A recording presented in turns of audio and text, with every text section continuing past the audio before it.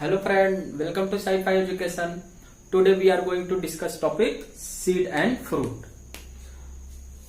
आज हम लोग जो टॉपिक पढ़ेंगे वो है सीड एंड फ्रूट. कौन सा टॉपिक पढ़ेंगे? Seed and fruit. आज हम लोग जो टॉपिक पढ़ेंगे वो है सीड एंड फ्रूट. तो सीड क्या होता है? ध्यान दीजिएगा. सीड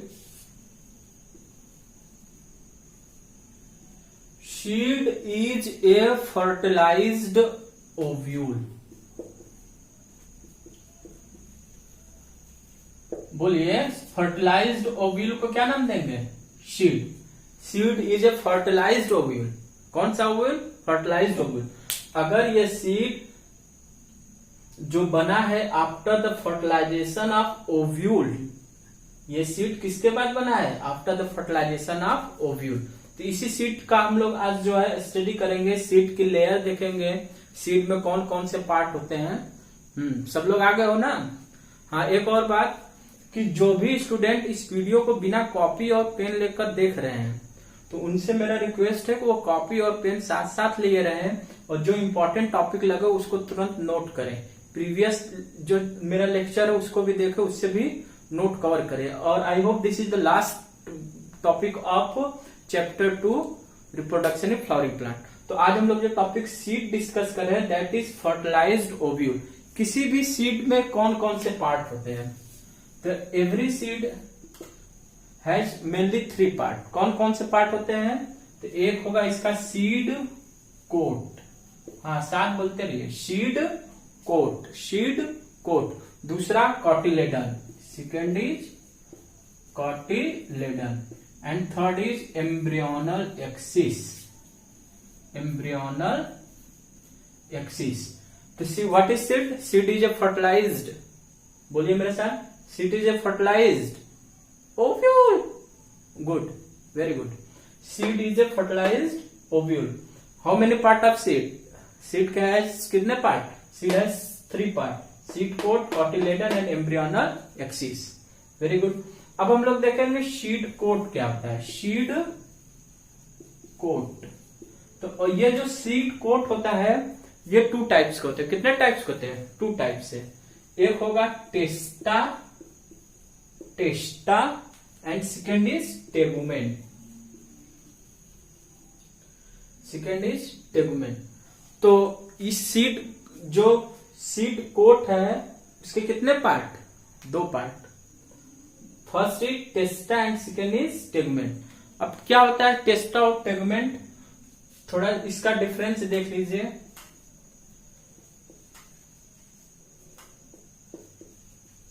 टेस्टा और टेगुमेंट. तो जो आउटर कवरिंग होगा सीड का, जो आउटर मेम्ब्रेन होगा उसको बोलेंगे testa. Testa is a outer part of seed. Outer part of seed coat. Outer membrane of, बोलिए, outer membrane of seed. Outer membrane of seed coat is known as tegument. Testa. तो second क्या हो जाएगा? Tegument. Tegument is a inner membrane. Tegument कैसी membrane होगी? Inner membrane. हाँ, testa is outer membrane and tegument is inner membrane. अगर nature की बात किया जाएगा तो ये इम्परमेबल होगा. कैसा होगा? Impermeable and thick. Testa is impermeable and thick and this tegument is, ये कंपेरेटिवली थिन होगा. कैसा होगा? टेस्टा के कंपेयर में थिन होगा. तो दिस इज सीड. अगर ये सीड है तो this part is seed coat. इस पार्ट को क्या नाम देंगे? Seed coat. और ये जो आउटर थिक लेयर होगा उसको बोलेंगे टेस्टा और जो इनर थिन लेयर होगी उसको बोलेंगे टेगुमेंट. क्या नाम देंगे? टेगुमेंट. Testa and tegument. अब what is the function of testa and tegument? तो ये हम लोग अभी जो सीड का लास्ट टॉपिक जब कवर करेंगे तो इसमें इसको डिस्कस करेंगे कि what is the function of testa and tegument. जब डॉर्मेंसी कॉन्सेप्ट पढ़ेंगे तो उसमें इसको क्लियर करेंगे कॉन्सेप्ट को. तो अभी हम लोग जो सीखे वो है seed. Seed is a fertilized ovule. Seed has 3 parts: seed coat, cotyledon, embryonal axis. Seed coat has how many part? 2 part, testa and tegument. Testa and tegument. And testa is outer membrane, tegument is inner membrane, testa is impermeable and tegument is thin, comparatively thin. Okay. इसके बाद हम लोग NCERT में कुछ data दिया हुआ है, उस डाटा को देखेंगे कि उस डाटा में क्या क्या कॉन्सेप्ट दिया हुआ है. तो चलिए हम लोग जो अभी डाटा देखेंगे वो है टाइप्स ऑफ मैच्योर सीड. जब ये सीड मैच्योर होती है, जब अपने मैच्योरनेस की तरफ जाती है, तो उस समय उसका इंडोस्पर्म या तो बचा रह जाता है या तो एम्ब्रियो के डेवलपमेंट में कंज्यूम हो जाता है. इसी कॉन्सेप्ट के यूज करते हुए एनसीईआरटी ने टाइप्स ऑफ सीड यानी टाइप्स ऑफ मैच्योर सीड बनाया, उसको देखते हैं. ओके. तो हम लोग जो टॉपिक देखेंगे वो टाइप्स ऑफ मैच्योर सीड. कौन सा seed? Mature seed. Types of mature seed. Mature seed कितने टाइप्स की होती है? तो according to NCERT data, NCERT data को हम लोग एनसीईआरटी बुक को कवर करेंगे. तो ये जो मैच्योर सीड होता है ये 2 टाइप्स की होती है. एक होता है नॉन अल्ब्यूमिनस और अल्ब्यूमिनस.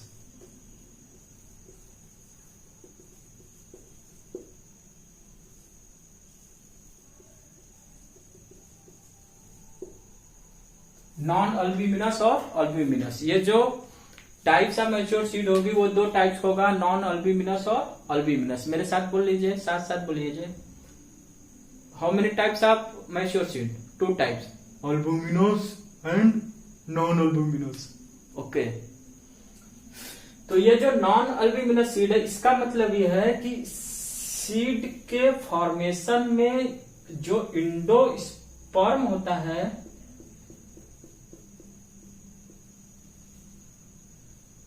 सपोज कीजिए इंडोस्पर्म है, ये इंडोस्पर्म अगर सीड के फॉर्मेशन में during the process of embryogenesis is totally consume, अगर ये पूरा कंज्यूम हो जाए, क्या हो जाए? Totally consume. तो इस तरह के सीड को क्या नाम देंगे? इंडोस्पर्मस सीड या नॉन इंडोस्पर्मस सीड या नॉन अल्ब्यूमिनस सीड. तो इंडोस्पर्म कंज्यूम हो गया, endosperm consumed totally, endosperm consume totally. इस तरह के सीड को क्या नाम देंगे? Non albuminous seed. Non albuminous seed. अब एनसीईआरटी यहाँ पे एक एग्जाम्पल का यूज किया नॉन अल्ब्यूमिनस सीड का. नॉन अल्ब्यूमिनस सीड का जो एग्जाम्पल है वो हो गया ग्राउंड नट.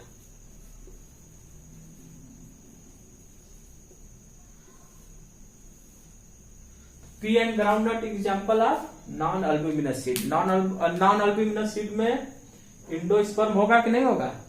नहीं होगा. होगा कि नहीं होगा? नहीं होगा. क्या नहीं होगा? इंडोस्पर्म. क्यों नहीं होगा?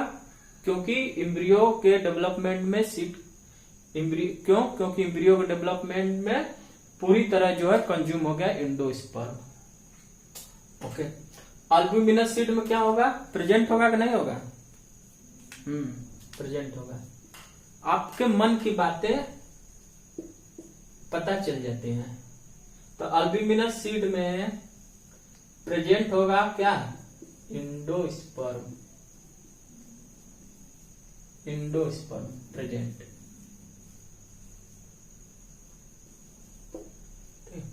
कहने का मतलब यह है कि अगर ये सीड है, इस सीड में ये अगर इंडोस्पर्म है, तो ये जो इंडोस्पर्म है during embryonic development is not totally consume.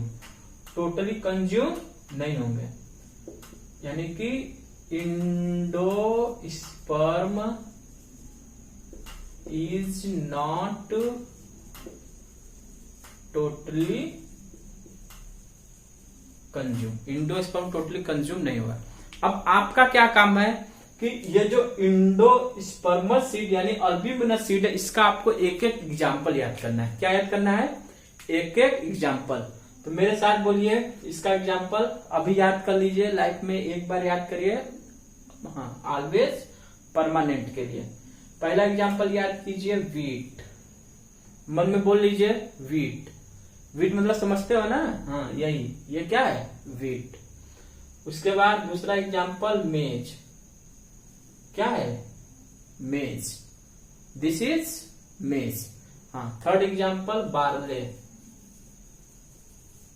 Barley, हाँ ये क्या है barley. And next example is castor, अगला एग्जाम्पल क्या है castor. And next example is sunflower.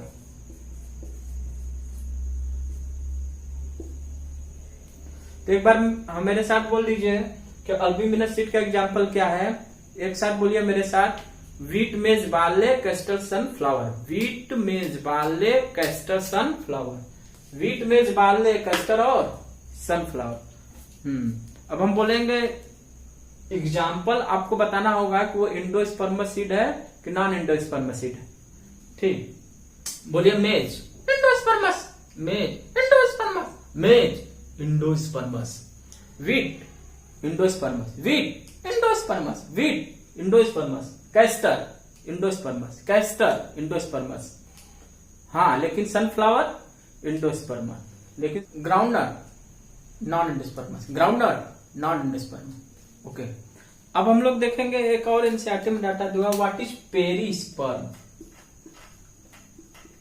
Perisperm दिख रहा है ना, पेरिस्पर्म, ये पेरिस्पर्म क्या होता है ध्यान दीजिएगा कि न्यूसिलस परसिस्टेंट रह जाता है। कौन परसिस्टेंट रह जाता है, न्यूसिलस।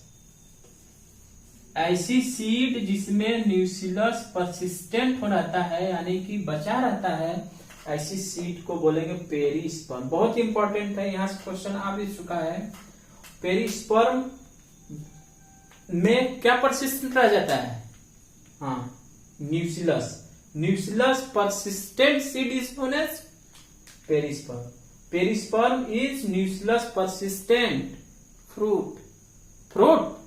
Seed, sir. Okay. पेरिस्पर्म का एग्जाम्पल है ब्लैक पीपर। ब्लैक पीपर इज एग्जाम्पल ऑफ ब्लैक पीपर एग्जाम्पल ऑफ पेरिस्पर्म और बीट। ये एग्जाम्पल किसके हैं, पेरिस्पर्म के। तो हम लोग ने देखा कि endospermous seed, non endospermous seed, endospermous seed is a albuminous seed and non endospermous seed is a non albuminous seed and perisperm. इसके एग्जाम्पल कवर के अब जो नेक्स्ट टॉपिक है वो है डॉर्मेंसी। तो एनसीईआरटी डाटा बोली हुई है डॉर्मेंसी। कौन सा डाटा बोली हुई है, dormancy.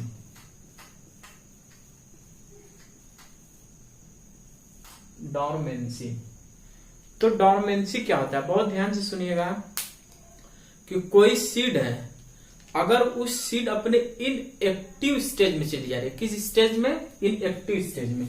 If seed goes into inactivity stage, inactivity stage का मतलब यह है कि ऐसी सीड जिसका जर्मिनेशन नहीं हो रहा है, सीड ऐसा जिसका जर्मिनेशन नहीं हो रहा है, जो जर्मिनेट नहीं कर रही है, इस तरह के सीड को बोलेंगे डॉर्मेंट सीड।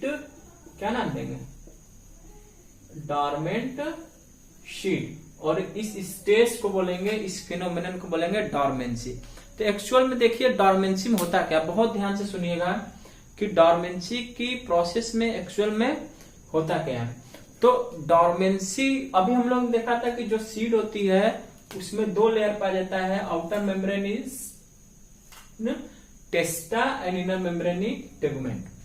टेस्टा की जो आउटर मेम्ब्रेन होती है वो इम्परमेबल होती है, और सीड जैसे जैसे मैच्योर करता है, इसकी इम्परमेबिलिटी होने की वजह से सेल में वाटर अवेबिलिटी यानी मॉइस्चर सिर्फ 10 से 15% तक बचता है। कितना बचता है, 10 to 50% मॉइस्चर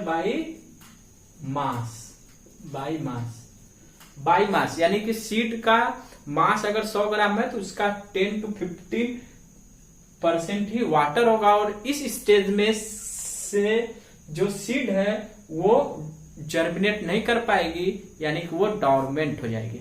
अब सीड की डॉर्मेंसी कैसे ब्रेक होती है, तो सपोज कीजिए कि ये सीड है,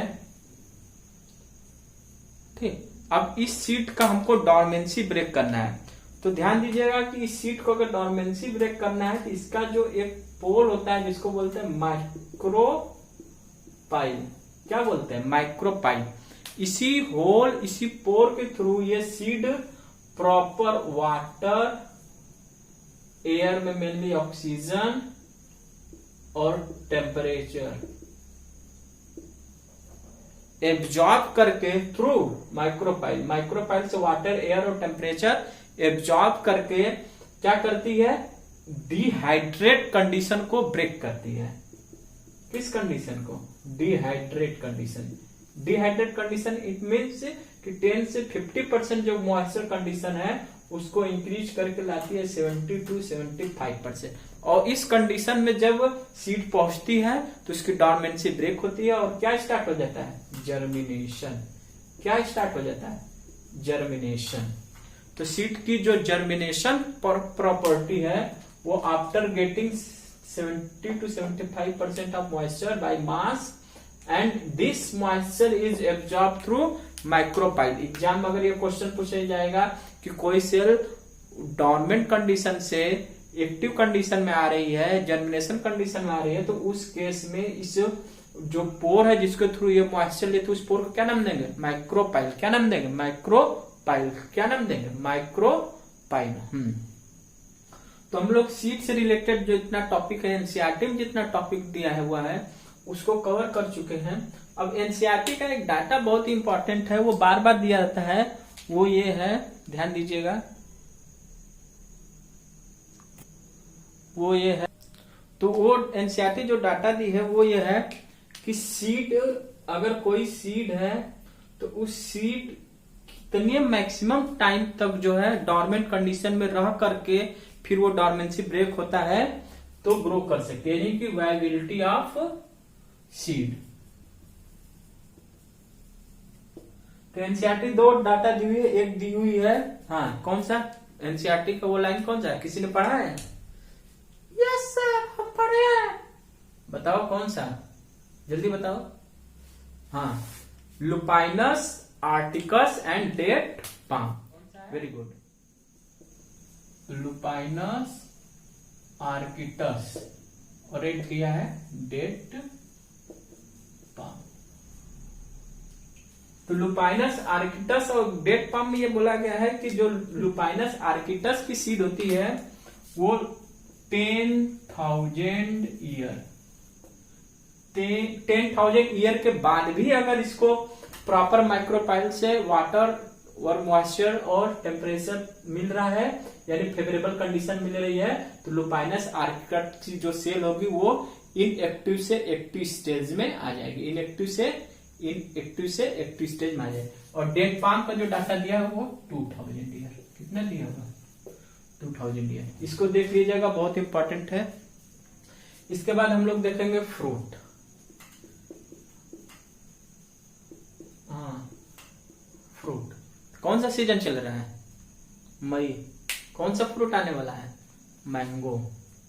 मतलब mango is a example of drupe fruit. ये क्लास 11th एनसीईआरटी में दिया है कि मैंगो क्या है, ड्रूप फ्रूट है।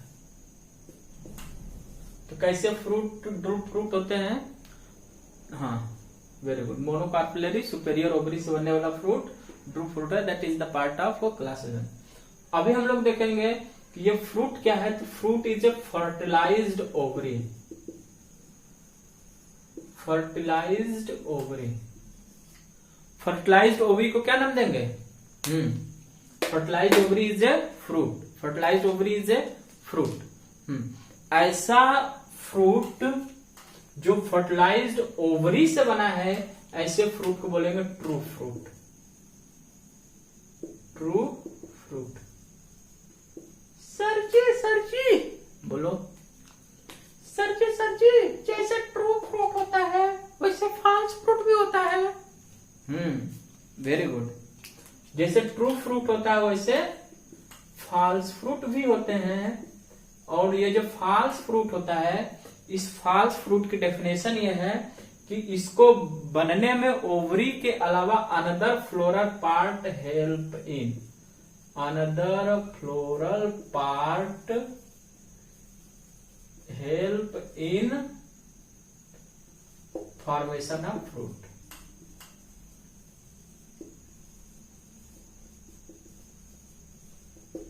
जब फ्रूट के बनने में दूसरा फ्लोरल पार्ट हेल्प करने लगता है तो ऐसे फ्रूट को क्या नाम देंगे? False fruit. जैसे एग्जांपल एप्पल, न्यूटन वाला एप्पल, कौन वाला? न्यूटन वाला। तो इसका एग्जांपल एप्पल और स्ट्रॉबेरी। एप्पल और स्ट्रॉबेरी में कौन सा दूसरा फ्लोरल पार्ट हेल्प करेगा? तो थैलेमस। थैलेमस कौन सा पार्ट हेल्प करेगा? थैलेमस। Very good.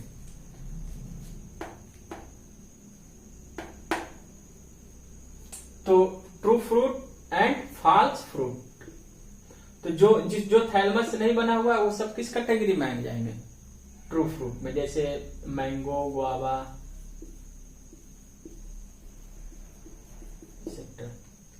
अब इसके बाद एक और एनसीईआरटी में टर्म दिया हुआ है, वो है एपोमिक्सिस।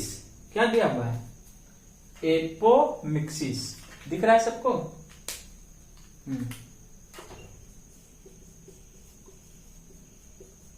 एपोमिक्सिस ये क्या होता है?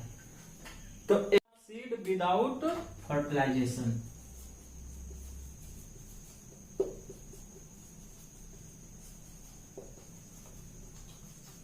बोलिए, बिना फर्टिलाइजेशन का अगर सीड बन रहा है तो इसको क्या नाम देंगे?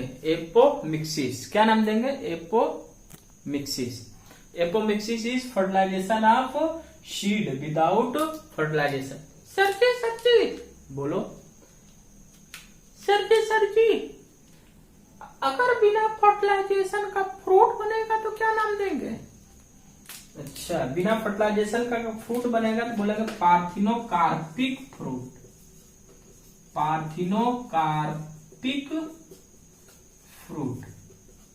अब पार्थिनोकार्पिक फ्रूट का एग्जांपल बताइए। तो पार्थिनोकार्पिक फ्रूट का जो एग्जांपल हो जाएगा, हाँ वेरी गुड, आपके मन की बात हम जानते हैं, आप क्या सोचते हैं? बनाना। क्या एग्जांपल हो जाएगा? बनाना। और लास्ट टॉपिक जो एनसीईआरटी में दिया हुआ है वो है पॉली एम्ब्रियोनी। क्या दिया है? Poly embryony condition. तो ऑरेंज फ्रूट में देखेंगे तो इसमें more than one embryo present होता है। More than one embryo. यदि एक से अधिक एम्ब्रियो प्रेजेंट है तो इसको बोलेंगे पॉली एम्ब्रियोनी। पॉली एम्ब्रियोनी किसमें पाया जाएगा? ऑरेंज में। Poly embryony present in orange. तो हम लोग ने नियर अबाउट जो है एनसीईआरटी कवर कर चुके हैं chapter 2 reproduction in flowering plant.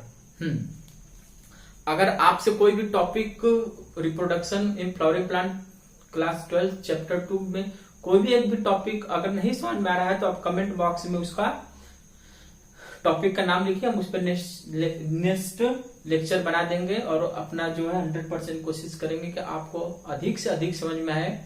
आप प्रीवियस लेक्चर देखिए, लेक्चर 1 से लेकर के अभी टिल लेक्चर 8 तक जो है पूरा एक एक टॉपिक क्लास 12 का चल रहा है। हम लोग का जो एम है वो है 100/100 इन बायोलॉजी। प्रीवियस ईयर में 100/100 मेरे स्टूडेंट का आ भी चुका है। तो आप लोग जो है ये इस साल का जो मिशन चल रहा है 100/100 इन बायोलॉजी, इस मिशन को कंप्लीट करने में हेल्प करिए। एक नोट्स बनाइए, जो जितना टॉपिक कराया जा रहा है उस टॉपिक को नोट्स पे लिखिए। और आई 100% गारंटेड, मैं 100% गारंटी इस बात का लेता हूं कि आपको जितना पढ़ाया जा रहा है अगर उसका आप नोट्स लिखते जा रहे हैं तो एक भी क्वेश्चन बोर्ड का नहीं छूटेगा। और साथ साथ अगर कॉम्पिटिटिव नीट का एग्जाम को अगर आप क्वालिफाई करना चाहते हैं तो आप टॉपिक को, कही गई बातों को बहुत ध्यान से वीडियो को पॉज करके समझ के फिर प्ले करके फॉरवर्ड करके, वो होता है ना कि जद्दोजहद से सीखिए। ऐसा कुछ भी नहीं है जो आपको न समझ में आए। अगर आपको नहीं समझ में आ रहा है तो मैं एक बार फिर कहता हूं कि आप कमेंट बॉक्स में उस टॉपिक को लिखिए, जिससे कि नेक्स्ट वीडियो में हम उस टॉपिक को क्लियर कर दें। तो थैंक यू। मिशन 100/100 दिमाग में रहे, बायोलॉजी में 100/100 लाना है।